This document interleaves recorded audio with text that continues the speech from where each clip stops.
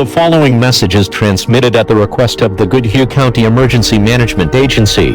At around 8:15 a.m., due to circumstances out of the plant's control, Prairie Island Nuclear Station experienced a core meltdown.